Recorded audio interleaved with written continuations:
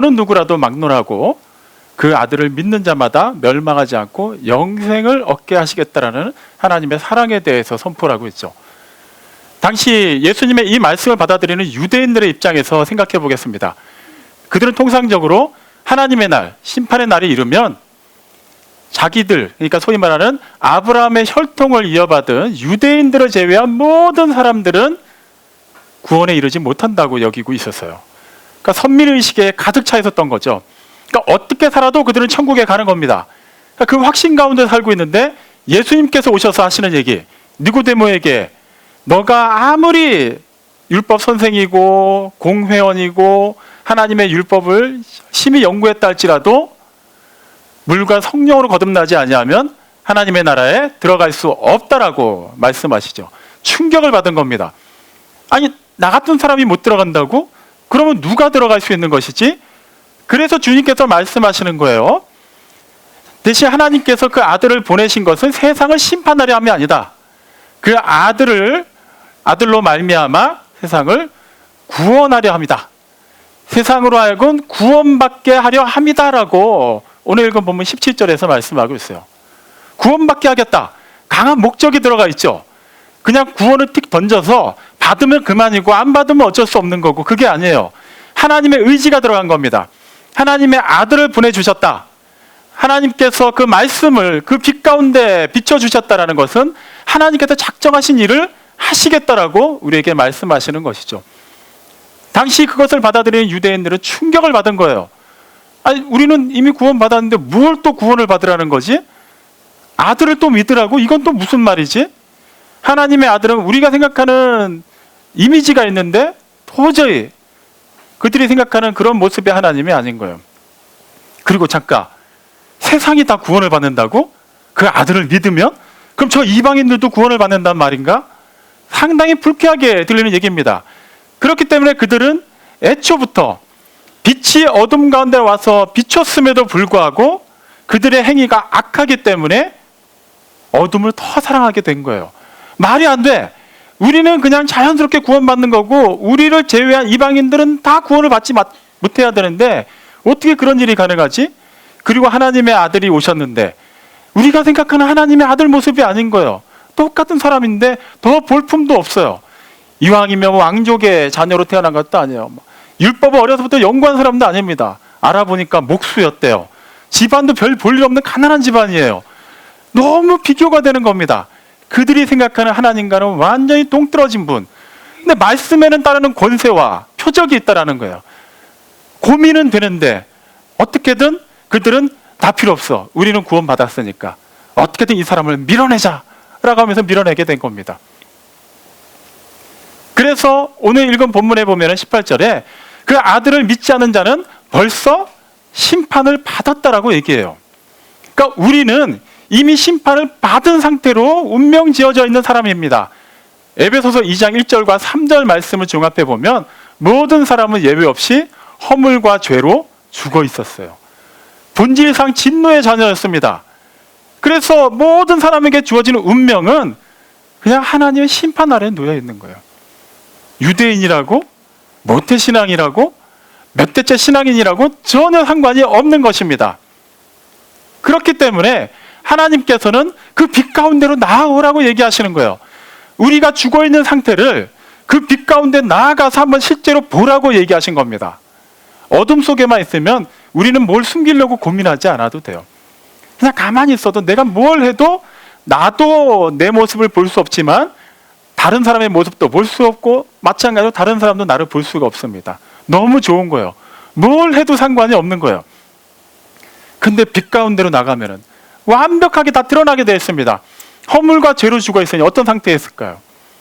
썩어서 악취가 납니다. 굉장히 혐오스러운 모습이에요. 내가 이런 모습이라고 충격스럽지만 우리는 그거를 받아들여야 돼요. 인정을 해야 돼요. 그래서 주님께서는 빛 가운데로 나오라고 말씀하시는 겁니다. 그런데 딱 보니까 너무 추한 거예요. 아, 모르겠다. 그냥 아무도 모르는 그 상태로 돌아가자. 행위가 너무 악하기 때문에 다시 어두움 가운데 들어가서 어둠을 사랑하게 된 겁니다. 우리는 우리의 모습을 알아야 돼요. 거기서부터 하나님의 은혜가 임하는 것입니다. 모습을 확인하고 나니까 너무나도 극명한 결과가 주어졌어요. 소망이 없구나. 나는 이 상태 이대로 죽을 수밖에 없구나라는 것을 알고 나니까 어떻게 해야 되겠어요? 모르겠다. 그냥 이대로 죽어버리자요? 아니에요. 그 죽음은, 그 이후의 심판은 뭐라고요? 영원한 멸망의 심판입니다. 그냥 한번 딱 죽고 끝나는 것이 아니에요. 계속해서 심판이 영원히 우리 가운데 임하는 거예요. 계속해서 멸망하게 돼 있다는 겁니다. 그렇기 때문에 우리는 그것을 어떻게든 해결을 해야 돼요. 근데 우리로서는 답이 없다는 것을 빛 가운데 나아가야만 알게 됩니다. 근데 그 빛은 우리를 그렇게 정죄하는 빛으로만 있는 게 아니죠. 그 빛이 우리에게 뭐라고 얘기합니까? 그 아들을 믿는 자, 하나님의 독생자를 믿는 자는 심판에 떨어지지 아니하고 하나님의 구원을 받게 된다는 거예요. 영생을 얻게 된다는 겁니다. 그렇기 때문에 예수님께서 우리에게 오신 것은 우리에게 영원한 선물이 되는 것이죠. 에베소서 2장 8절에서 우리는 이미 살펴봤습니다. 너희가 그 은혜로 인하여 믿음으로 말미암아 구원을 받았다. 여기서 말하는 은혜라는 단어는 헬라어로 카리스라고 하는데 그 의미는 선물이라는 뜻입니다. 하나님이 우리에게 선물을 주셨어요. 왜요? 우리를 구원하시기 위해서요. 우리가 어떠한 소망도 없다는 것을 알고 나니까 그것이 선물로 받아들여지는 거예요. 기존에는 나는 구원 받았는데 왜 선물이지? 나는 이미 그게 풍족하게 했는데 왜 똑같은 걸 또 주려고 하지? 그건 나한테 필요가 없는데? 이렇게 생각했다라는 것이죠. 유대인들이 그렇게 생각해 왔어요. 그러면 그 당시 2000년 전에 유대인들에게만 이 말씀이 유효한가요? 아닙니다. 우리에게도 동일하게 역사하고 있는 말씀이에요. 우리 또한 우리의 실제 모습을 끊임없이 살펴서 얼마나 우리가 하나님의 은혜를, 그것을 영원한 선물, 세상의 그 무엇과도 비교할 수 없는 하나님의 그 은혜임을 깨달아 알고 있냐라는 것이죠. 요한복음 7장 38절에 보면 예수님께서 다음과 같이 얘기하십니다. 나를 믿는 자는 성경에서 이름과 같이 그 배에서 생수의 강이 흘러나오리라. 생수의 강이 흘러나온다는 것은 우리가 무엇을 해서 되는 게 아니에요. 신앙생활을 오래 하면은 어느 정도 수준에서야 생수가 조금씩 나오는 것도 아니에요. 어느 직분을 받을 때마다 그 생수의 양이 많아지는 것도 아닙니다. 예수님께서 딱 한 가지 전제를 다세요. 나를 믿는 자. 예수님을 믿는다라는 거예요. 예수님을 믿는다라는 게 무슨 뜻이죠? 그냥 구원해 주실 줄로 믿습니다가 아니라는 건 우리는 계속해서 살펴보고 있어요. 예수님이 나의 주인이 되십니다. 나의 그리스도가 되십니다. 예수님만이 나를 살리시는 분입니다. 라는 그 믿음의 고백을 하는 자, 그런 사람에게서는 생수의 강이 흘러나오게 돼 있다는 거예요. 생수가 의미하는 바가 뭡니까? 살리는 거예요. 생명입니다. 그 생명으로 말미암아 그 척박한 땅이 살아나게 되는 거예요. 우리가 예수님을 진실되게 인격적으로 믿음으로 말미암아 우리만이 사는 것이 아니라 우리를 통해서 여전히 어둠 가운데서, 그 죄악 가운데서 아무렇지도 않게 빠져있는 사람들, 하나님의 빛 가운데 오기를 거부하는 사람들, 그렇게 영원한 죽음을 향해서 치닫고 있는 사람들에게 생명을 전할 수 있는 복의 통로가 되는 것입니다. 그렇기 때문에 우리는 우리의 신앙생활을 늘 점검을 해야 돼요. 우리를 통해서 흘러가고 있는 게 생수인 줄 알았는데 그게 오염된 폐수라면 어떻게 할 겁니까? 이미 나도 썩었다라는 거예요. 그리고 다른 사람도 나 때문에 같이 오염되고 죽을 수가 있는 겁니다. 그래서 우리는 계속해서 우리를 살펴봐야 돼요. 그것을 오늘 읽은 본문에서는 그의 독생자를 믿는 자라고 얘기하는 거예요. 요한복음 3장 22절에서는 그것을 진리를 따르는 자라고 표현하고 있습니다. 진리를 따른다. 말 그대로 진리이신 예수님을 따르는 거예요. 예수님의 발자취를 따르는 것이고 예수님이 말씀하신 바를 받아들이고 그것은 나의 삶으로 살아내는 것입니다. 머리로만 알고 지식적으로만 아는 것은 아무 의미가 없어요. 머리로만 아는 거, 소위 말하는 이단들이 우리보다 성경 훨씬 많이 외우고 있습니다.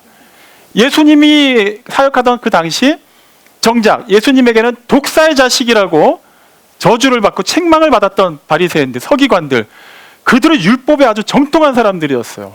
그 율법을 기반으로 해서 만든 장로들의 그 전통을 다 꿰고 있는 사람들이었습니다. 머리로만 알고 있는 건 아무 의미가 없어요.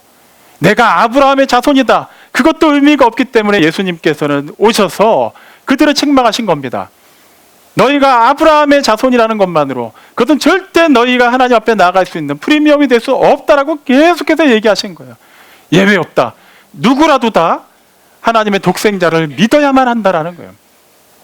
하나님께 나아갈 수 있는 길은 오직 유일한 길이요 진리요 생명이 되시는 예수 그리스도밖에 없다고 그렇게 말씀하셨어요. 이미 하나님께서는 모세와 선지자들을 통해서 끊임없이 그걸 말씀하셨죠. 그런데 이스라엘 사람들은 그것을 자기적으로 해석했어요. 우리는 어쨌거나 우리 조상 아브라함의 후손으로서 하늘의 별과 같이 땅의 모래알과 같이 계속해서 생육하고 번성케 되는 것이 하나님의 뜻이기 때문에 우리는 그냥 모세가 뭐라고 얘기했던, 선지자들이 뭐라고 촉구를 했던 우리와는 상관이 없다.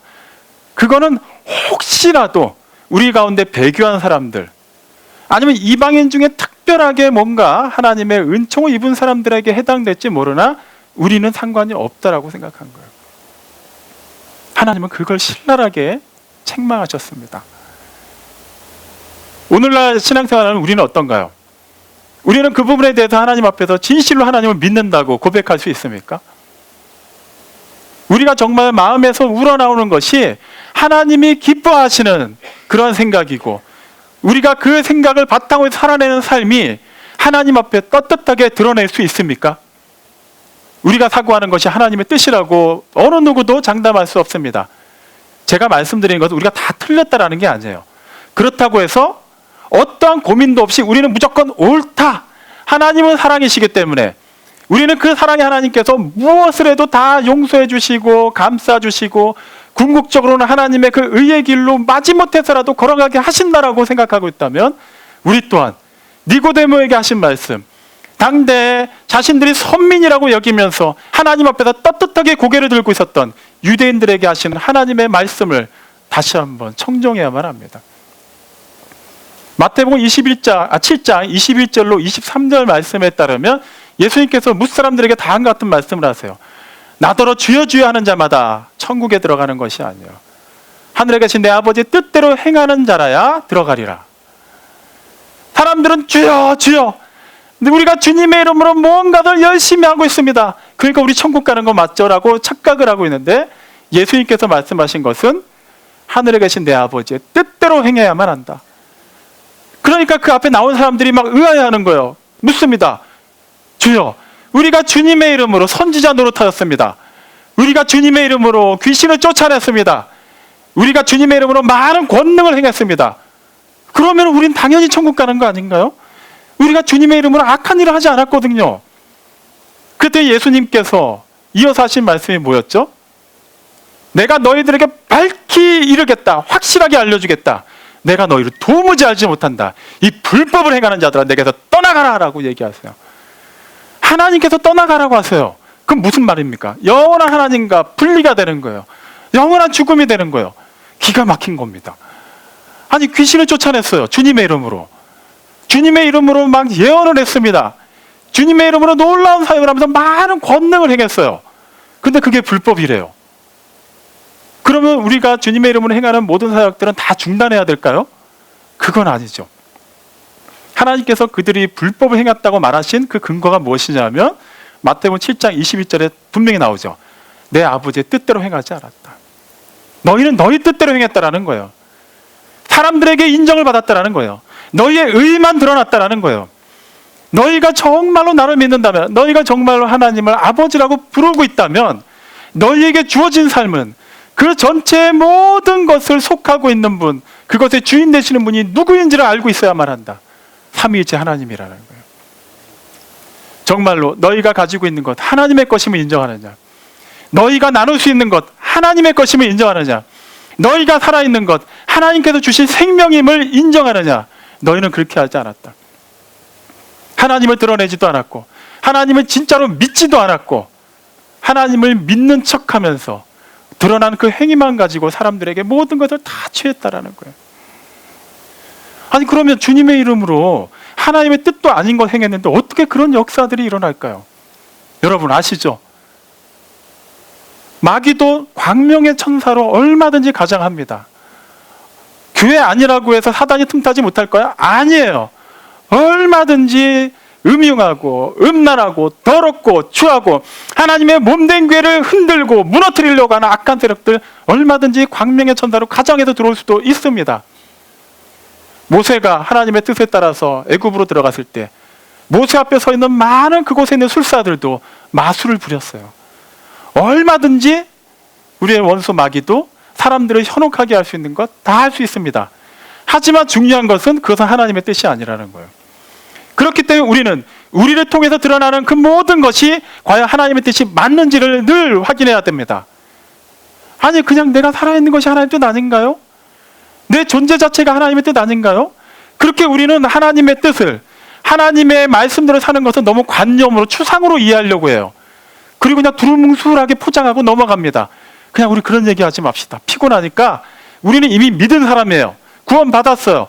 그러니까 어떻게 복을 받고 어떻게 복을 누리고 어떻게 세상에서 똑같이 죄 짓고 살아도 천국 갈 수 있는지에 대해서 그런 말씀만 좀 나눕시다. 일주일 동안 너무 피곤하게 살았는데 교회까지 와서 그러지 마세요. 그냥 잘 되는 것, 좋은 게 좋은 거다라고 얘기해 주길 바랍니다. 방금 전에 인용한 그 마태복음 7장 22절 23절 말씀의 그 전체 내용의 시작은 15절에서부터 시작합니다. 15절 말씀은 다음과 같이 시작해요. 너희가 거짓 선지자를 삼가라. 거짓 선지자를 삼가하라. 거짓 선지자의 말을 듣지 말라. 그 말을 듣고 그대로 행하지 말라. 그랬더니 결과가 어떻게 되느냐? 너희들은 하나님의 뜻대로 살지 않았다. 거짓 선지자의 말을 듣고 행하는 것도 분명히 가시적인 뭔가는 있다. 하지만 그것은 불법이다라고 얘기하는 거예요. 거짓 선지자 뭐 하는 사람일까요? 하나님의 선지자가 아니에요. 하나님의 말씀을 전하지 않습니다. 사람의 비유를 맞춰요. 사람의 환호를 받는 말을 합니다. 사람들에게 인정받을 수 있는 것을 해요. 그렇기 때문에 예레미야 6장 14절 말씀 보면 너무나도 슬픈 말이 나오죠. 하나님께서 다음과 같이 얘기하십니다. 그들이 내 백성의 상처를 가볍게 여기고 평강하다 하나 평강이요 없도다. 우리는 다 구원받았습니다. 하나님의 자녀입니다. 어느 아버지가 자녀를 지옥을 끌고 가겠습니까? 여러분의 가장 그 귀한, 여러분 각자의 그 존재의 가치를 알아서 가장 여러분답게 사는 것이 하나님의 뜻입니다. 그럴싸하죠. 멋있죠. 화려하죠. 뭔가 잎사귀가 많은 나무 같죠. 하지만 열매가 없어요. 열매가 없다라는 거예요. 그래서 마태복음 7장 19절에 주님께서 다음과 같이 얘기하십니다. 열매를 맺지 못하는 나무, 그 나무에게 놓여진 것은 그냥 도끼라는 거예요.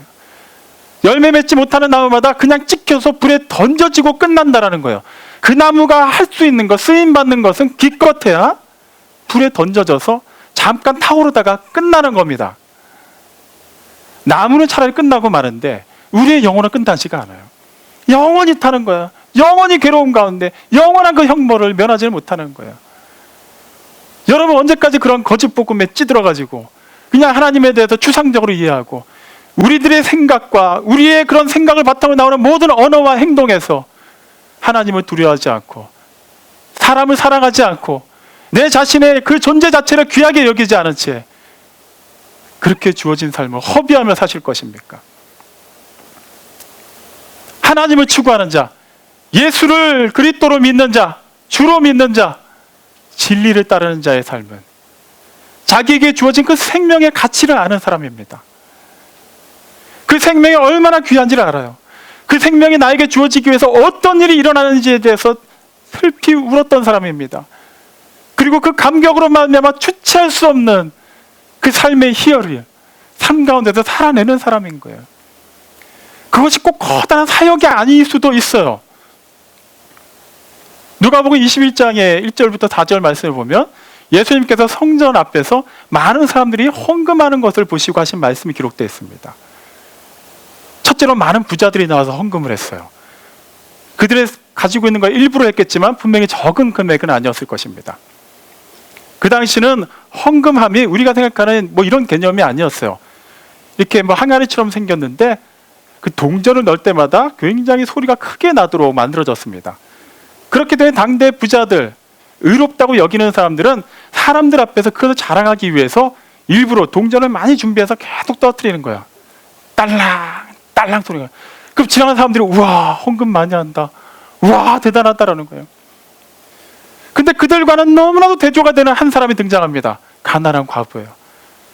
정확히 혼자 살고 있는지 자녀가 있는지는 알 수 없지만 가난하다라는 것만큼은 확실한 사람이 등장합니다. 그는 2렙돈을 드렸어요. 굳이 따지자면 그냥 노동자의 하루 품삯에 해당하는 돈입니다. 부자들이 낸 헌금에 비하면 분명히 적은 금액이었을 거예요. 근데 예수님께서는 오히려 그 가난한 과부의 헌금을 인정하시죠. 그래서 주석을 다십니다. 그는 생활비의 전부를 내었다. 그럼 우리는 막 혼란해지는 거예요. 우리도 생활비의 전부를 내야 되나요? 사실 11조도 막 고민하면서 냈다 안 냈다는 마당에 그러면 막 전 재산 다 환원해가지고 현금화해갖고 그걸 다 헌금해야 되는 건가요? 부자고 가난하고 상관없이 다 그렇게 해야 되는 것인가요? 그럼 다 그렇게 헌금하면 우리 뭐 먹고 살죠? 그럼 교회에서 또 공평하게 나눠주는 건가요? 그것도 아니에요. 주님께서 말씀하시는 것은 너희가 헌금을 얼마나 했느냐, 정말 아까워하지 않고 그것을 아낌없이 내어 놓았느냐라고 물으시는 게 아니에요. 우리의 중심을 보시겠다라는 거예요. 작은 것이든 큰 것이든 그것의 주인이 하나님임을 정말 너희가 믿느냐라고 묻고 계신 거예요. 비록 나는 이것이 내 하루에 일용할 양식에 해당하는 돈이고 이것을 드림으로 말미암아 굶는다 하더라도 나는 굶기 위해서 이것을 내는 것이 아닙니다. 내가 이것을 드리는 것은 곧 나의 전부여 소망이 되시는 분이 하나님 한 분이심을 믿는 고백입니다. 그것으로 드린 거예요. 우리 입장에서 어떻게 생각이 돼요? 그것도 너무 대책이 없는 거 아닌가? 최소한의 식량 살 돈은 좀 남겨놓고 드려도 하나님이 뭐라고 안 하실 것 같은데, 기껏 다 드리고 나서 빌어먹겠다는 건가? 굶어 죽겠다라는 건가? 우리 사고로는 그렇게 생각할 수 있어요. 하지만 가난한 과부는 그런 생각이 아니었던 거예요. 내가 부하든 가난하든, 내가 건강하든 몸이 아프든, 내가 사람들한테 인정을 받든 억울한 일을 당하든 그 모든 것이 하나님의 뜻 안에서 이루어지는 일이라면 나는 그럼에도 불구하고 하나님을 추구하겠습니다. 하나님의 말씀을 따르겠습니다. 그러므로 내가 이 상황 자체에 매몰되지 않겠습니다라는 거예요. 진리를 따르는 자라고 해서 세상에서 늘 평안한 삶만 일어날까요? 절대 아픈 일도 없고 경제적으로도 어떠한 부족함도 없이 그렇게 살 수 있을까요? 제가 알기로는 그런 사람 아직까지 본 적은 없습니다. 아마 없을 거예요. 특별히 하나님께서 택하셔서 그렇게 사용하시는 사람도 있을 수는 있어요. 하지만 그것이 보편적인 상황이라고 하면 우리는 다 지금 실패한 사람들이 되는 것이죠. 여기서 몸이 아픈 사람, 조금이라도 경제적 어려움이 있는 사람, 뭔가 문제가 있는데 그 문제가 계속 해결되지 않아서 기도 가운데 끙끙 앓고 있는 사람은 다 믿음에서 떨어져 나간 사람이 되는 거예요. 하지만 하나님께서는 그걸 갖고 판단하지 않으십니다. 그 모든 것의 주인이 나임을 너가 정말 믿고 있느냐? 너가 하나님의 독생자를 주와 그리스도로 믿는다는 것이 그러한 고백이 되는 것이다. 어떤 상황임에도 불구하고 주어진 십자가를 지고서 그 진리를 따르고 있느냐라고 묻고 계시는 거예요. 그렇기 때문에 정말 진리를 추구하는 자, 하나님의 말씀을 따르는 자, 하나님의 독생자를 믿는 자는 어떠한 문제가 있더라도 그 문제 때문에 때로는 슬퍼할 수도 있고 아파할 수도 있고 실패하여 넘어진다 할지라도 그 환경에 지배를 받지 않습니다. 하나님께서 극복하실 힘을 주심을 믿습니다. 하나님께서 그 환경의 모든 것을 이끌어 가심을 믿기 때문에 하나님 편에 설 것이며 하나님께 시선을 두는 것이며 하나님의 그 말씀이 어떻게든 실현되게 하기 위해서 자기의 몸과 마음을 내어드리는 사람, 그런 사람이 진리를 추구하는 사람, 진리를 따르는 자가 되는 겁니다. 하나님께서 우리 마음의 중심을 늘 살피고 계세요. 시편 51편 6절 말씀을 보면 하나님께서는 중심의 진실함을 원하신다라고 얘기합니다. 중심은 중요하지 않고 겉으로만 화려해도 그냥 50점은 줄게 이런 거 아니에요. 실제 마음에는 악독으로 가득 차서 그의 입을 통해서 행동을 통해서 하는 건 독이 가득 들어있다 하더라도 세상이 봤을 때, 사람들이 봤을 때 그것이 화려하게 치장될 수만 있다면 그래 그것만으로도 다행이다라고 얘기하지 않으신다라는 거예요. 우리 마음에 얼마나 진실한지를 보시겠다. 우리가 진짜 믿는다고 고백하는 것이 진짜 믿음인지를 보시겠다라는 거예요. 그것이 단지 헌금을 많이 하는 것, 전도를 많이 하는 것, 상황이 어려운데도 불구하고 늘 긍정적인 생각을 하고 웃으면서 신앙생활하는 것, 그런 것이라면 돈 많은 사람들, 시간 많은 사람들, 늘 긍정적으로 웃고 사는 사람들 어딘가 이렇게 돌아다니다 보면 흔치는 않지만 이렇게 머리 꼭 꽂고 다니면서 늘 그냥 웃는 사람들, 그런 사람들만 믿음이 충만한 사람들이 되는 거예요. 하나님은 그걸 원하시는 게 아니에요. 마가복음 9장에는 한 기구한 사연을 가진 아버지가 등장해요. 아들이 귀신 들려갖고 불에도 쓰러지고 물에도 쓰러지고 하는데 그 사랑하는 아들을 고쳐주고 싶은데 어떻게 할 수가 없는 거예요. 어느 아버지라고 그 상황을 안타까워하지 않겠습니까? 백방으로 치료의 방법 알아봤는데 다 소용이 없었어요. 그래서 소문이 들리는 겁니다. 나사렛에 예수라는 사람이 있는데 그 사람이 많은 제자들이 있는데 그 제자들이 둘씩 여기저기 다니면서 복음을 전하는 그 현장에서 막 귀신이 쫓겨나고 막 병든 자가 고침을 받고 권세 있는 말씀이 막 선포된다는 거예요. 그 제자들을 막 찾아가 봤어요. 제자들도 못 고치는 거예요. 들은 소문에 의하면 제자들은 막 고친다고 했는데 내 아들은 고쳐지지가 않는 거예요. 낙심할 대로 낙심했습니다. 근데 또 소식이 들렸어요. 그 예수라는 사람이 제자 3명과 함께 어느 산에 올라갔다가 내려왔대더라. 아들을 데리고 갑니다. 이미 너무나도 낙심한 상태예요. 너무나도 지쳐 있었어요. 그래서 그 아버지는 그냥 그 마음 그대로 표현합니다. 마가복음 9장 22절에 보면 무엇이든지 하실 수만 있다면 우리를 불쌍히 여기시고 도와주십시오. 이미 그냥 반 포기한 거예요. 뭐 제자들도 뭐 병 고친다는데 못 고쳤잖아요. 근데 뭐 스승도 고친다고 하는데 뭐 스승도 뭐 그 나물에 그 밥 아닐까 이렇게 생각한 거예요. 그때 예수님이 뭐라고 얘기하세요? 23절에 할 수 있거든이 무슨 말이냐, 믿는 자에게는 능히 하지 못할 일이 없느니라라고 얘기해요. 그랬더니 이 아버지가 정신이 번쩍 든 거예요. 믿어야만 아들이 고침을 받는다고 한 거잖아요. 자기는 지금 믿음이 없단 말이에요.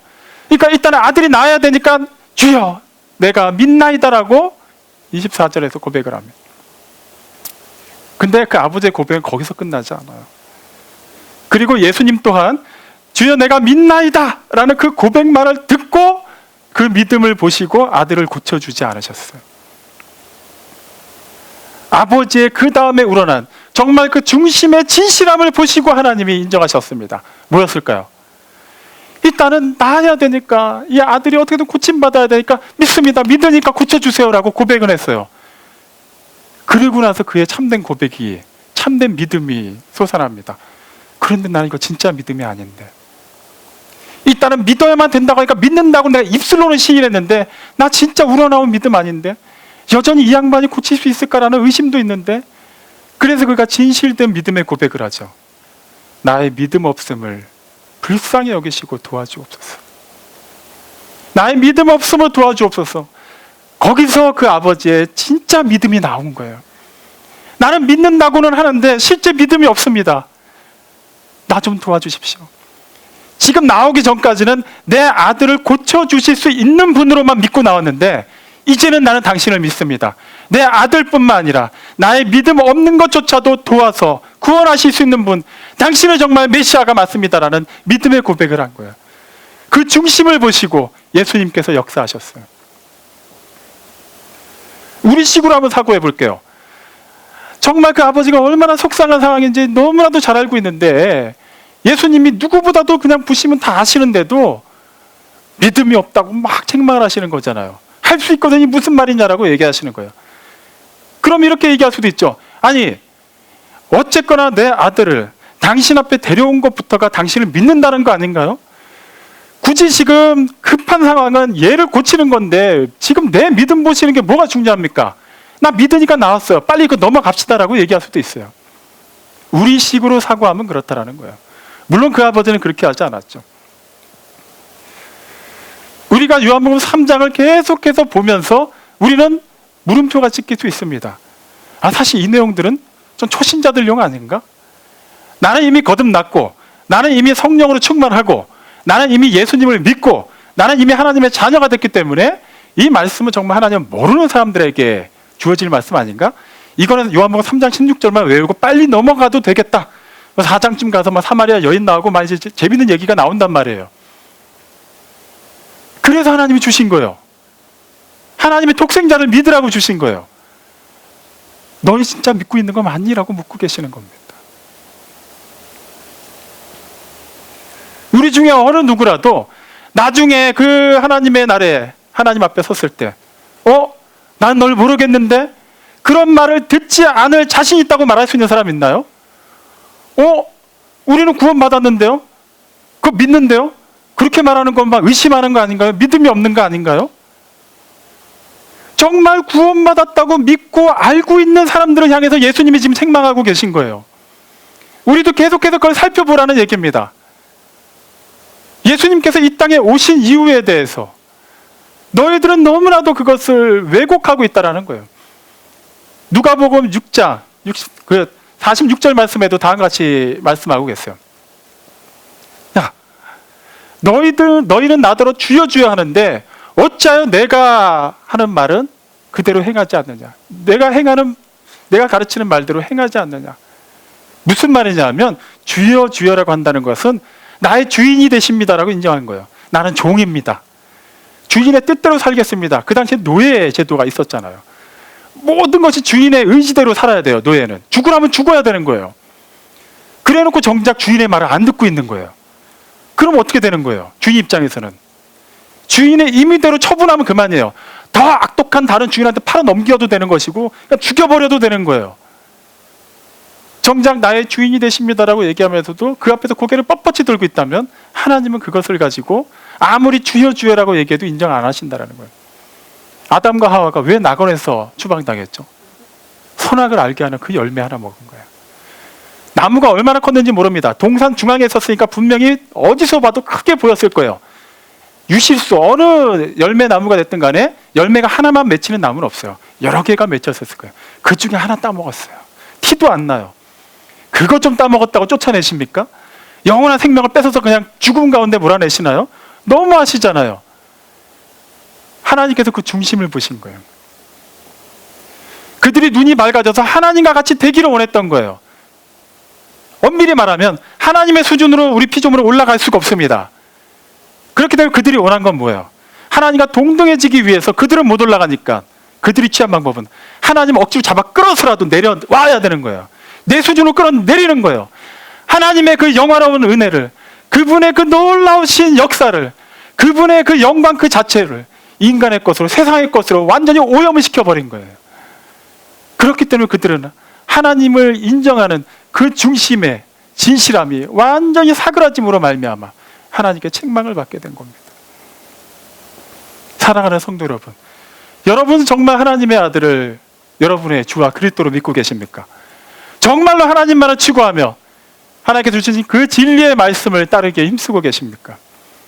그렇다면 우리에게, 우리 각 사람에게 주어진 그 생명이 진실되게 흘러나갈 수 있도록 복의 통로로 쓰임받아야 됩니다. 요한복음 10장 10절에서 분명히 말씀하셨죠.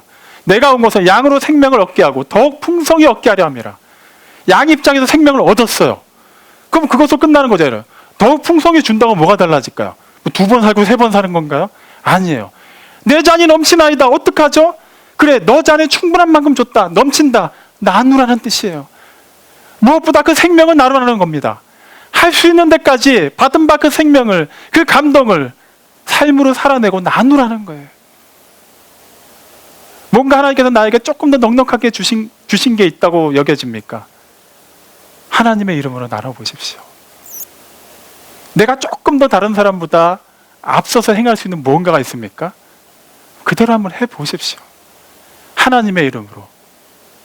정말 내가 구원받은 자라면 구원받음에 대한 그 감격을 담아서 우리가 그것을 나눌 수 있어야 돼요. 증거해야 돼요. 그렇게 흘러갈 수 있도록 쓰임받아야 됩니다. 여러분에게 주어진 그 생명 하찮게 여기지 마세요.